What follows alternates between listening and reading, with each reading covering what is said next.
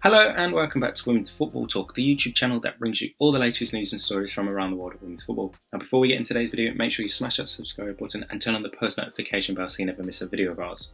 So today we're going to look back at the week that was the WSL. So we'll start off with Chelsea, and they have had a busy week. They picked up a victory in the Champions League in midweek to progress through to the quarterfinals, but they have one game left, which will be taking place this week. We'll have a look at that on our podcast, so make sure you check that out on any podcast platform. Just search for Women's Football Talk and you'll see that there. They managed to sign Mayra Ramirez from Levante for a world record fee. She joins from Levante and is a very interesting striker who are very keen to see how she thrives in the WSL, and it will be a good addition for them. Obviously they lost Sam Kerr to injury for the prolonged future, which obviously is an ACL injury, so she'll be likely gone until maybe this time next year. Obviously it's a big blow for Chelsea, but bringing in Mayra Ramirez made her first appearance at the weekend as Chelsea beat Brighton and Hove Albion by 3-0, coming on as the second half substitute for Lauren James, who had scored 2 goals earlier on in that game. But Ramirez got her first minutes under her belt in Chelsea colours, and let's see how the Colombian can do with the rest of the season and during her time at the Blues. So yeah, it's a world record fee, joined at the minute with Jill Roord. However, incentives, this is what's been reported, incentives in that deal could make it its sole outright as the world record fee for a women's player. So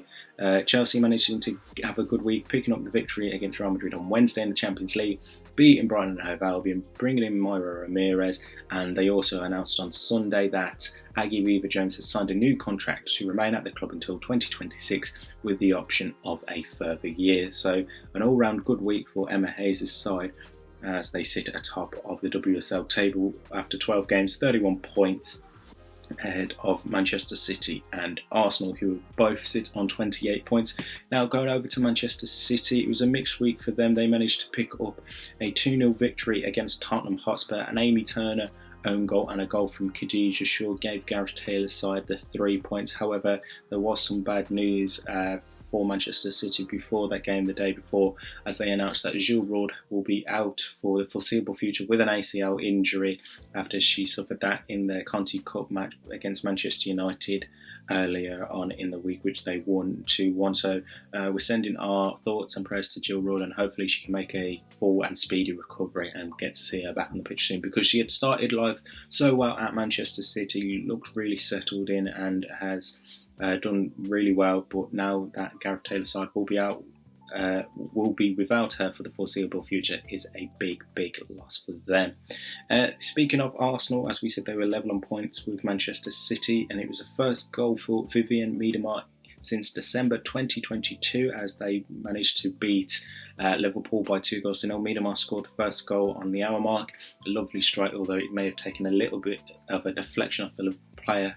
But yeah, all goals count, and obviously Caitlin Ford got the second goal for United of our side. So a big victory for them to keep them right on the tails of Manchester City and Chelsea, and obviously getting revenge for Liverpool beating them earlier on in the season. A quick look at the other results from this weekend. Manchester United were able to beat Aston Villa by 2-1. Nikita Parrish scoring both goals there for Mark Skinner's side. Rachel Daly scored a second half penalty for Carla Ward's side. Leicester City managed to beat Everton by 1-0. Yanis Cayman with the goal there. And the big game at the bottom of the table saw West Ham beat Bristol City by 2-1.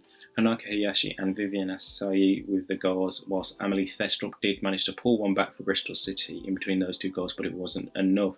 So a quick look at the table after that. After this weekend, so you have Chelsea in top, Manchester City in second, Arsenal third, Man United in fourth, Liverpool, Tottenham, Leicester City, Aston Villa, Everton, Brighton and Hove Albion, and then the bottom 2 are West Ham United and Bristol City. So it was a very interesting weekend in the WSL, and we'll have full talk of the weekend's games on our Women's Football Talk podcast. So wherever you get your podcast from, just search Women's Football Talk and you'll see us over there. Make sure you're subscribed to that as well. A look at some of the stuff happening this week it is the final match day in the Champions League. A lot of it has been settled.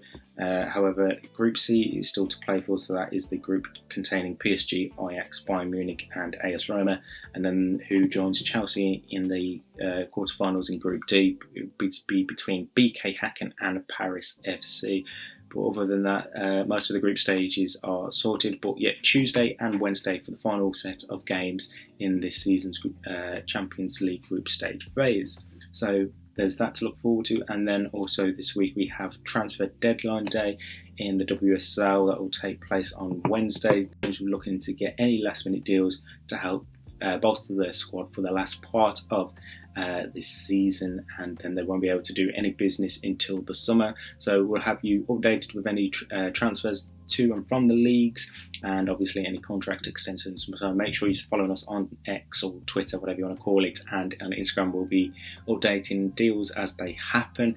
And make sure you're following us on our website, womensfootballtalk.substack.com, where we'll have a full breakdown of the transfers and all the talking points and stories from around the world of women's football over there as well. So plenty to look forward to and look at this past week and week ahead in women's football.